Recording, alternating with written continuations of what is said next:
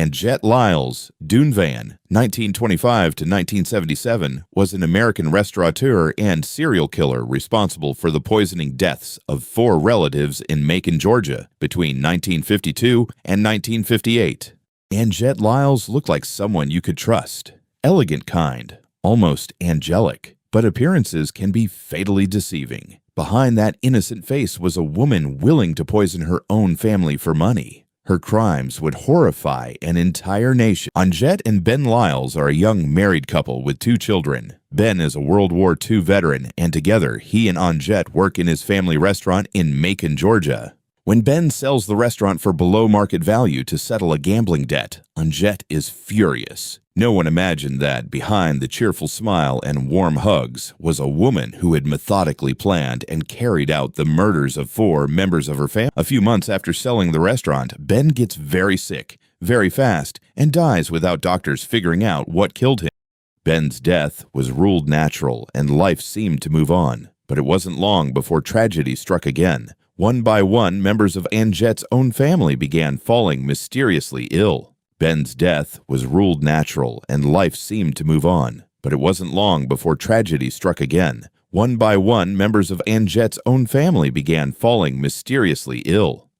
They all suffered the same terrifying symptoms: violent stomach pain, relentless vomiting, and rapid decline. Doctors were baffled. No one imagined that, behind the cheerful smile and warm hugs, was a woman who had methodically planned and carried out the murders of 4 members of her family. Friends and family gathered to say goodbye, believing Ben had died from a mysterious illness. None of them imagined they were attending the funeral of a murder victim. Buddy died in December. First he developed a rash, then he couldn't eat. Then his arms and legs swelled up. He was in such misery he actually said to people, "Let me die." 1957, her mother-in-law, Julia, began to complain of chills and fever. After that, she turned noticeably purple, her arms and legs began to swell, and she was hospitalized. She died in September. On April 4th, 1958, Anjette's 9-year-old daughter, Marcia Elaine Lyles, died. The cause of her death was initially unknown. It was at this point that one of the restaurant employees had seen enough and sent an anonymous letter to the coroner. It suggested that he look for a whole lot of poison over at Anjette's house, poison that might have had something to do with Anjette's misfortunes. The coroner instantly tested Marcia's body and found massive amounts of arsenic. Still, everyone in town was stunned when Anjette was indicted for Marcia's murder. And worse, the prosecution was allowed to introduce evidence related to the other 3 deaths.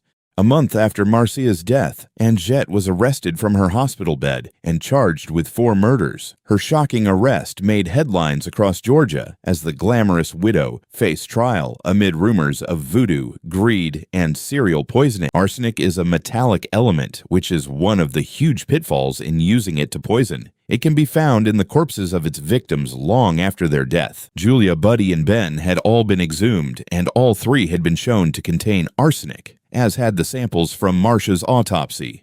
Her case remains one of the most disturbing poisoning cases in American history, reminding us that the most dangerous killers are not always the ones we fear the most. Handwriting experts proved the letter and Julia's signature on the will were forged. With the evidence overwhelming, the jury found Anjette guilty in just 1 hour, sentencing her to death for the murder of her daughter, Marcia. Anjette lost every appeal and was sent to death row. But just before her execution, the governor granted a stay, delaying what would have been the first execution of a white woman in Georgia's history.